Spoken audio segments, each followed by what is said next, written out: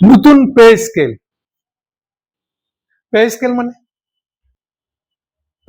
মানে হলো শ্রমিক থেকে শুরু করে সচিব পর্যন্ত তাদের বেতন ভাতা কি দেওয়া হবে সে বিষয়টা, কিন্তু তাও সন্তুষ্ট হলো না, পুরোটা বলা হলো না কেন।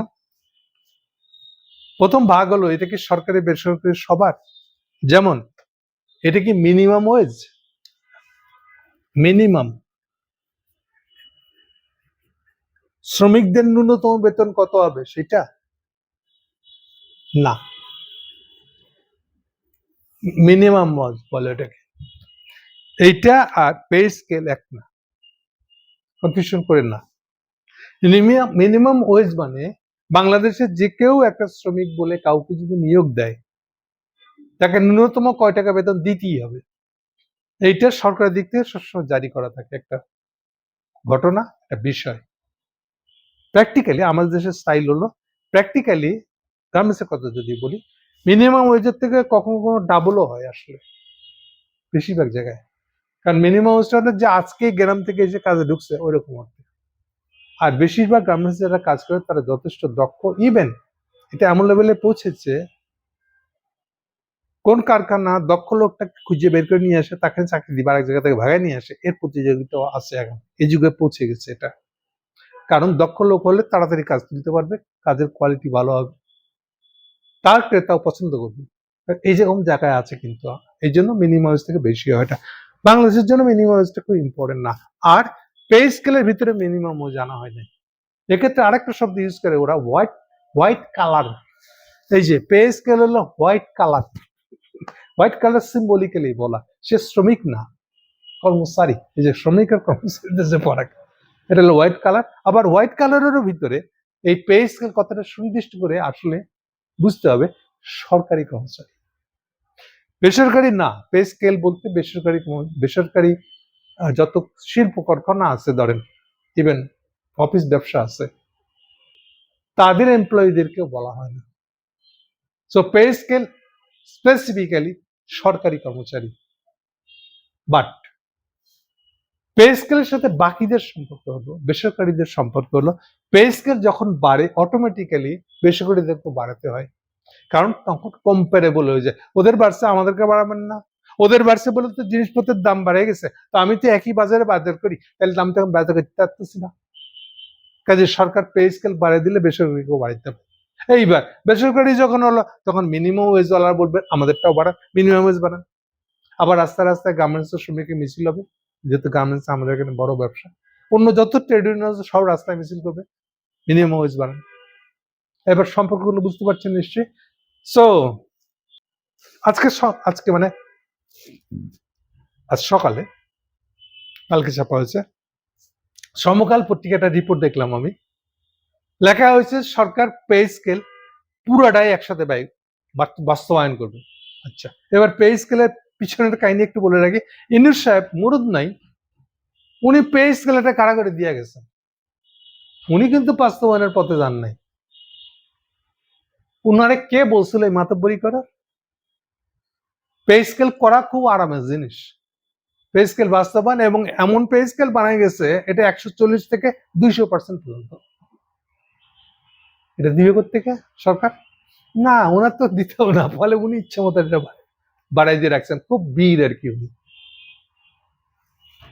এসব গেল পে স্কেল সম্পর্কে যা হতে যাচ্ছে প্র্যাকটিক্যালি তার কথা, কিন্তু একেবারে গোড়ার কথা, রুট কথাটা বলে ফেলি এখন, সবাই খুব কান খোলা করে শোনেন।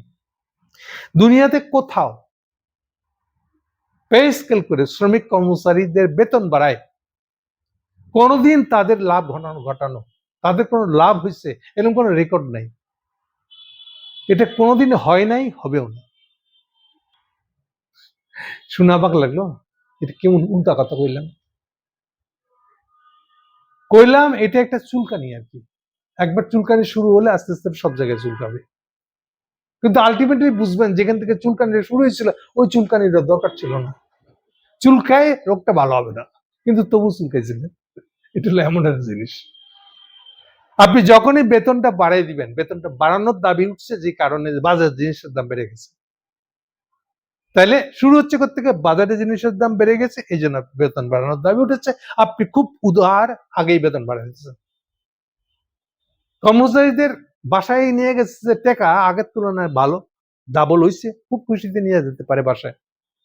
কিন্তু সেই যখন আবার বাজারে যাবে, গিয়ে দেখবে যে আগে এই বাজারটাই কিনতে তার যে টাকা লাগতো তার দ্বিগুণ টাকা দিয়েও সে আগের মতন জিনিস পায় নাই। কেন? যতই তার বেতন বাড়ছে ততই বাজার জিনিসপত্র দাম বেড়ে গেছে। তাহলে বাড়ার লাভ হলো কি? এটা তো বুঝবে না। ওই যে চোখের দেখা ভাল লাগে, আমার বেতন ডাবল ইচ্ছা করে, এগুলো তাদের সম্পর্ক। তাহলে অরিজিনাল পাপিটা কে? কার জন্য এই প্রবলেম তৈরি হয়েছে? অরিজিনাল পাপি হলো যার পাপে এত কিছু, সেটার নাম হলো মুদ্রাস্ফীতি। মুদ্রাস্ফীতি মানে কি? মুদ্রাস্ফীতি মানে হলো আগে 1 টাকায় যদি 1 কেজি চাল পাই থাকি, এখন বলতেছে 1 কেজি চাল কিনতে 2 টাকা লাগবে। তো শুনে মনে না জিনিসের দাম বেড়ে গেছে। এখন এইবার আপনার আগে যা বেতন ছিল তার ডাবল করে দিচ্ছে, তার লাভ কিসে আপনার? আসলে তো আপনার বেতন বাড়ায় নাই তো। তার মানে 1 টাকায় যে চালটা পাইতেন ওইটা এখন 2 টাকায় কিনতে হচ্ছে। মানে হলো টাকা সমান কতটা চাল, এইটার কোনোদিন বদল ঘটে নাই। মাঝখান থেকে একটা টাকার ভিতরে রিয়েলি যতটা মুদ্রা আছে আর যে দামে বিক্রি হয়েছে দুটো একটা, উল্টা এটা দাম কমায় দিছে। 1 টাকার 1 টাকা নাই, 1 টাকার মানে হয়ে গেছে 8 আনা। এটা বললে যেমন হবে, এটা হলো মুদ্রাস্ফীতি।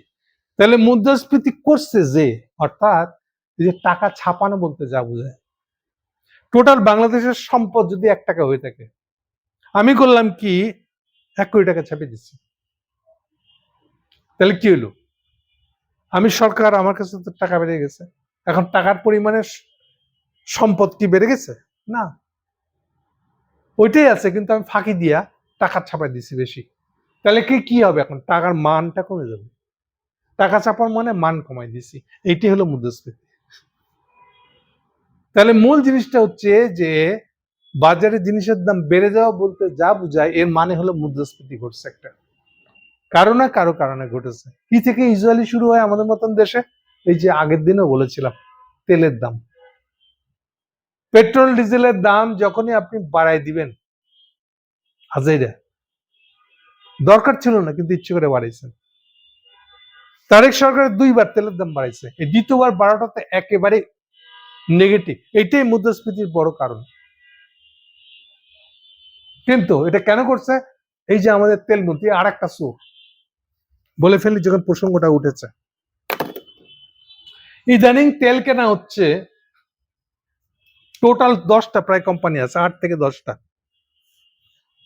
আগে আমরা তেল কিনতাম সরাসরি তেল মধ্যপ্রাচ্যের কোন দেশ থেকে, সেইটা বাদ দিয়ে এখন আমরা সকল তেলের রিফাইনারির এজেন্ট আছে সিঙ্গাপুর ভিত্তিক কিছু, মালয়েশিয়া, এইসব জায়গায়, এদের কাছ থেকে কিনছি। তাও যদি ওদের কাছ থেকে সরাসরি কিনতাম তাও হতো না, এজেন্ট। তারেক রহমানের এই কথাটা মন খুলে ওপেন মনে একদিন শুনতে হবে, মন মনোযোগ দিয়া, যদি বাঁচতে চান। সরকারি কোনো কেনাকাটায় কোনো এজেন্ট, এই শব্দটা হারাম করে দেন। আপনি বিদেশের কাছ থেকে লোন নিয়েছেন, প্রকল্প নিয়েছেন, এখন ওই বিদেশি কোম্পানি, দেখুন চীনের একটা লোকাল এজেন্ট বলে কেউ থাকতে পারবে না, সাপ্লাইয়ের লোকাল এজেন্ট বলে কেউ থাকতে পারবে না, এই ধারণা পুরো ফেলাই দেন। ঘুষ পাবেন মেলা, এটা সত্য। চাইনিজদের লোনের হাসিনা আমলে এই লোনের লোকাল এজেন্ট ছিল এই এস আলম। কয়টা এস আলমকে চিনেন আপনারা? এস আলম কি একটা? হাসিনার তাবৎ চুরির সাথে জড়িয়ে থাকা সবচেয়ে বড় নামটা হলো এস আলম। এই যে দেখেন, চীনের কাছ থেকে যেটা ঘুষ নিচ্ছে ওটা এস আলমের নামে নিচ্ছে। এস আলম ওইটা নিয়ে ডাইরেক্ট সিঙ্গাপুরে পাঠিয়ে দিচ্ছে ওই সামিট গ্রুপের কাছে। সামিট গ্রুপের শেয়ার হলো জয়ের, রিয়ানার। এবার বুঝতে পারতেছেন এজেন্ট মানে কি? আপনারা এখন তেল কিনতেছেন 10টা 8 থেকে 10টা কোম্পানির কাছ থেকে, আর তাদের সবার আবার একটা লোকাল এজেন্ট আছে। আপনার ঘুষ খাওয়ার বুদ্ধি আমরা বুঝি না? আপনার মাঝখানে লোকাল এজেন্টের দরকার কি? আপনি রিফাইনারি থেকে কিনছেন, আপনি সৌদি থেকে, মিডল ইস্টার্ন যে কোনো কান্ট্রি থেকে কিনতে পারেন। এগুলা করতেছেন কেন? এগুলা করছেন দেখে তো ঘুষগুলা বেড়াইতেছে বলে তো তেলের দামটা আরো বেড়ে যাচ্ছে। এগুলা কমাবেন না, আর বলবেন যে মুদ্রাস্ফীতি, পে স্কেল, এগুলা কি নখরাচারা কি এগুলা? এই তেলের দাম হলো সবচেয়ে বড় ফ্যাক্টর। তেলের দাম বাড়াবেন, বাজারের মুদ্রাস্ফীতি করে যাবে। হাসিনা পড়ছে এই তেলের দাম বাড়ানো থেকে। তারেক জিয়া যদি বাঁচতে চায়, তার অবিলম্বে এই তেলের ভিতরে এই চক্রটাকে ভাঙতে হবে, আর নীতি করতে হবে সরকারি কোন ক্রয়ের ভিতরে লোকাল এজেন্ট বলে কেউ থাকতে পারবে না। এই শব্দ, এই নাম, এই ফেনোমেনা এটা গলা টিপে মারতে হবে, আইন বানাই দিতে হবে যে এরকম কোনো লোকাল এজেন্ট রাখতে হবে না। যে সরাসরি বিক্রেতা তার কাছ থেকে কিনতে হবে। লোকাল এজেন্ট মানেই হলো তার কাছ থেকে মন্ত্রী সচিবরা ঘুষ নেবে। এটা হচ্ছে বাংলা কথা। শেষে যদি বলেন আরে আমি তো বুঝি নাই, এইটা বলার কোনো সুযোগ নাই। তাহলে দেখেন এজেন্টের কথাটা কিভাবে পে স্কেল পর্যন্ত চলে যাচ্ছে, কি কায়দায়। এজেন্ট যত ঘুষ নিবে তেলের দামের মধ্যে ওটা ইফেক্ট করবে। তেলের দামের উপরে ইফেক্ট করবে মানে ডাইরেক্ট মুদ্রাস্ফীতি তৈরি করবে। এই যে মুদ্রাস্ফীতি, খসরু সাহেব পরিষ্কার স্বীকার করছে 10% যদি এটা বাইদের এক তারিখ তাহলে তো ভালো। তো তাইলে ওর পে স্কেল করতে যাচ্ছেন কেন? পে স্কেল করে কি কর্মচারীদের খুশি করা যাবে? ওদের পে স্কেল বেতন ডাবল করে দিলেন, বাজারের জিনিসপত্রের দামও ডাবল হয়ে গেল, তাহলে লাভ হলো কি ওর? তাহলে পে স্কেল বাড়ায় কখনো কোন কর্মচারীর লাভ হয় নাই, কারণ মূল কালপিট হচ্ছে এই মুদ্রাস্ফীতি। আপনি এটা যতক্ষণ কন্ট্রোল করতে পারবেন না বা পারার মতো নীতি নেন নাই, এটার বিকল্প হিসেবে পে স্কেল দিয়ে হবে না। আর একটা জিনিস খেয়াল রাখছেন, পে স্কেল করার জন্য সবচেয়ে চাপাচাপি করছে কে? হাসিনার ইন্ডিয়ার দালাল দেবপ্রিয় ভট্টাচার্য। বারবার সরকারকে মনে করেছে পে স্কেল করলেন না, পে স্কেল চালু করলেন না। বুঝে নেই ভাই ও কি বলতে যাচ্ছে। মানে উনি বলতে যাচ্ছেন যে তারেক তুমিও এই ইয়ের মতন, হাসিনার মতন ডুবে যাও মুদ্রাস্ফীতির চাপে। এটা ছাড়া কি? এটা দেবপ্রিয়ের এই সাজেশন। দেবপ্রিয় জানেন না যে মুদ্রাস্ফীতির সাথে পে স্কেলের সম্পর্কটা কি? তাহলে এগুলার নকশা তৈরি হচ্ছে কি জন্য, আর কেন পে স্কেলের জন্য এত চাপাচাপি করা হচ্ছে, কারা করতেছে এটা? এটা অলওয়েজ একটা উস্কানি।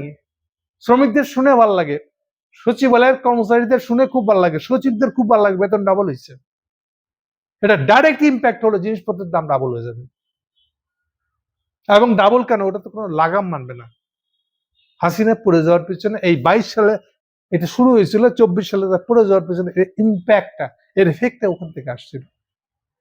ফলে এটাকে হাসি ঠাট্টা করে নিয়েন নাই, পে স্কেল করে না। নতুন পে স্কেল কোনো বাহাদুরি না। বাহাদুরি থাকলে দেখান মুদ্রাস্ফীতি নিয়ন্ত্রণে রাখছেন। ইউনূস সাহেব বহু চাপাচাপি চাপা মেরে এটাকে দেখাইছিল আমি 8.5-এ নামায় আনছি। এখন কোথায় এটা? আমি 8.5, বুঝতে পারতেছেন? 8.5 বানানোর মানে হলো এই যে এখন ব্যাংকে বলতেছেন 4%-এর বেশি মার্জিন রাখতে পারবেন না। মার্জিন মানে হলো আমানতকারীদেরকে কয় টাকা সুদ দিব, আর আমি ধার দিলে কয় টাকা সুদ নিব, এর ডিফারেন্সটা 4%। এটা কিন্তু 4%-এর বেশি হতে পারবে না বলে ঘোষণা করছে। এটা হবে? এটা বাস্তবে হবে না। কেন? কারণ মুদ্রাস্ফীতি যদি 8.5% থাকে, আপনি 4% সুদ নিয়ে ব্যাংক ব্যবসা করতে পারবে? কেউ এটা খেয়াল করছেন না। ব্যাংক থেকে যখন ব্যবসাদাররা ইন্ডাস্ট্রি সুদ লোন নিবে, তাদের লোন সুদ হয়ে গেছে 14%-এর দিকে। এটা কেন হয়েছে? 8.5% মুদ্রাস্ফীতি থাকলে 14% তো হবেই। তাহলে মুদ্রাস্ফীতি হওয়ার মানে বুঝতেছেন? আপনি এগুলা চোখে ধুলা দিয়ে পে স্কেল বাড়ানোর কথা চিন্তা করতেছেন। পে স্কেলের সমস্যা পে স্কেলে না, এটা হলো বাংলা কথা। পে স্কেলের সমস্যা আছে মুদ্রাস্ফীতির ভিতরে। মুদ্রাস্ফীতি নামান সব ঠিক হয়ে যাবে। মানুষের চোখে ধুলা দিয়েন না, আর এই এজেন্টগিরি কমান। স্ট্রেট কাট তেল কেনার ব্যাপারে কোনো এজেন্ট থাকতে পারবে না, কোনো কেনাকাটার মধ্যে কোনো লোকাল এজেন্ট বলে কোনো ধারণা থাকতে পারবে না। এটা যদি তারেক জিয়া শুনে তার জন্য ভালো, না শুনে এটাও ভালো নিশ্চয়ই তার জন্য। Thank you.